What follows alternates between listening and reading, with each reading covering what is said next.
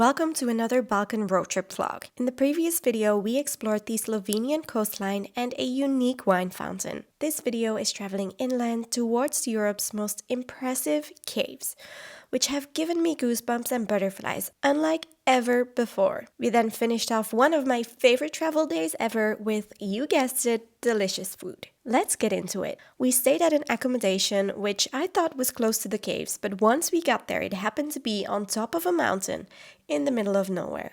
They prepared dinner for us since there is absolutely nothing around. The next morning, we drove down to the first caves. We have made it to the Postojna Cave, which we will visit right now. We had to park here on the parking lot, which we're guessing is paid. And we are going to see the cave, which is the only cave we're visiting that has a train going through it, which I'm very excited about because that is something that I've never done before. From the parking lot, we walked to the ticketing station. These are the different ticket options. We bought the one that just included the caves and strolled past the shops on our way to the entrance of the cave. This cave is a lot busier and a lot more commercial and a lot more expensive than the ones we have done before. The one we did in Bosnia did not have the olms anymore. It has them, but you couldn't see them. Then we went to Croatia. There we did see the olm, or the human fish. And now you can see it as well, but it's paying even more on top of what it already costs. So definitely a big difference in prices and the caves itself. Let's see now if it is really worth the price or if you should just hop across the border and go to the one in Croatia. We waited patiently until we were allowed in. But first, they spread the herd of people arriving across different queues depending on their language. We were then escorted inside by our guide who let us board the front seats of the train. We were so excited, but we had no clue what we were walking into or driving into. As soon as the train started passing through the 1.5 kilometers of cave formations, we had our jaws on the floor. If the ride to the cave was this unforgettable already, then what would the actual cave be like? We realized quickly that it is the most visited tourist cave in Europe for a reason. These caves have been open to visitors for over 200 years, which in itself is unique. It had electric lights 10 years before the capital even did. The railway inside of the cave has been operating for 140 years. Our guide took us on an hour-long walk through the caves, passing through mammoths of stalagmites. These are hundreds of thousands years old. The place was completely covered by them. Walking through these monumental stalagmites, you feel small compared to this absolute natural wonder. And this might all sound very exaggerated, but it really is not. We thought that walking for 1 kilometer in an hour would be a bit excessive, but we did not know where to look first, and even though we took our time strolling through, it still felt like it wasn't enough, like we didn't have enough time to take it all in. We were happy to see the stalagmites glistening because that means that they are actively growing and uncompromised by the many visitors.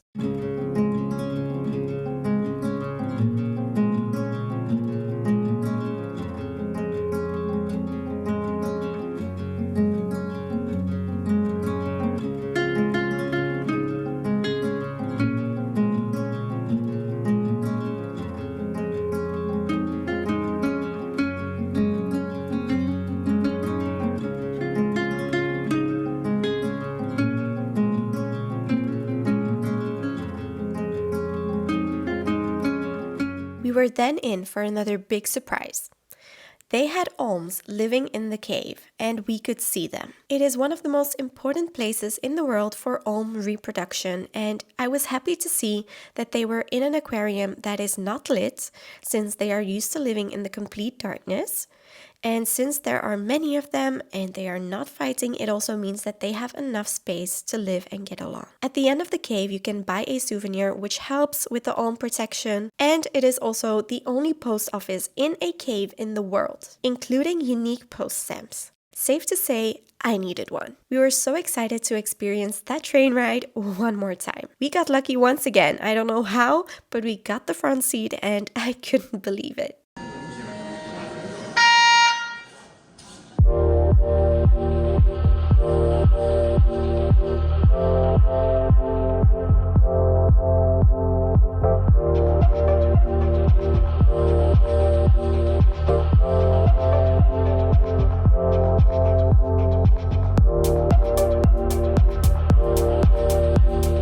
Another unexpected surprise at the end was the river and waterfall running through the cave. We're not ready for that. Yeah, our eyes need some time to adjust after that, but wow. We were blown away. We did not expect arriving here. It looks a bit like Disneyland. There's a lot of people, but it was so worth it.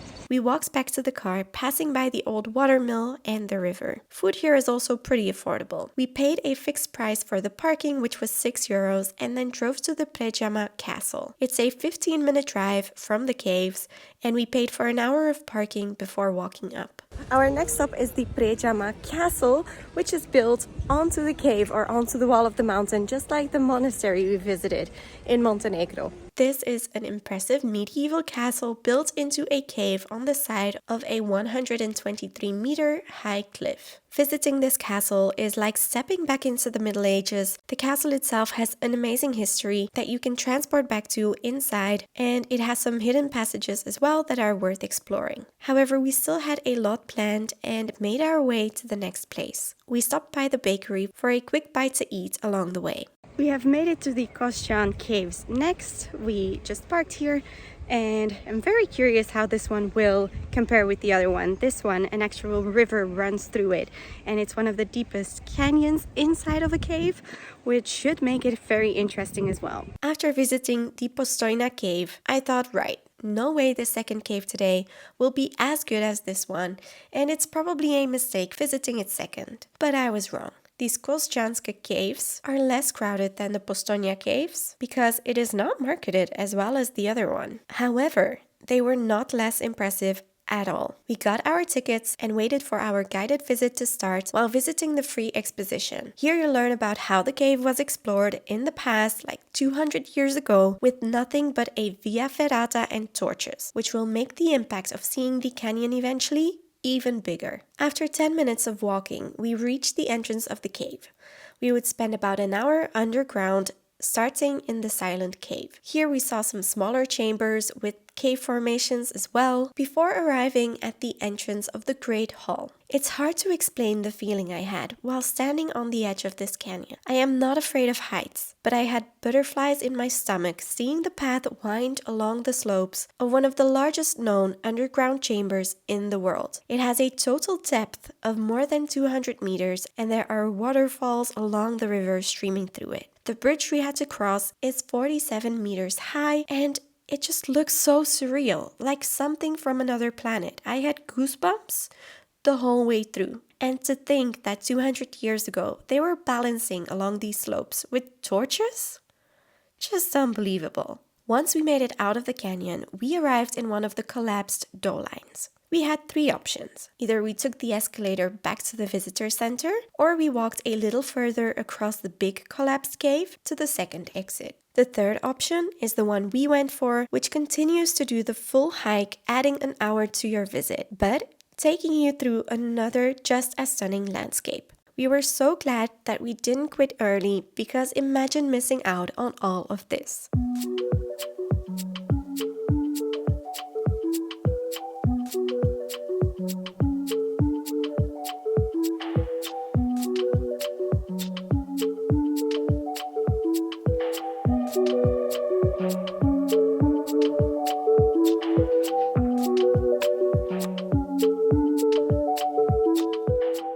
Wow, we have made it back into town, and we have been blown away by this entire day.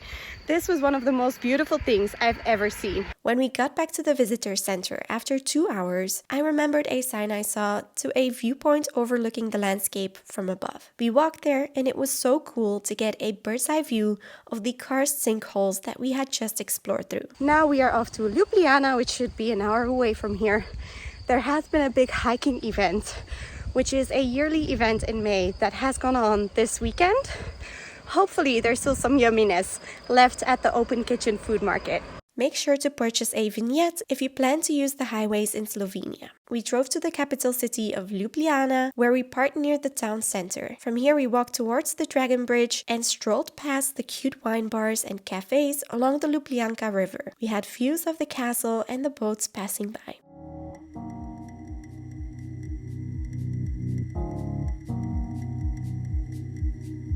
From the iconic Prešernov Square, we crossed the 3 old bridges and arrived at the Open Kitchen food market. This happens every sunny Friday from March until November. It was the perfect end to a perfect day.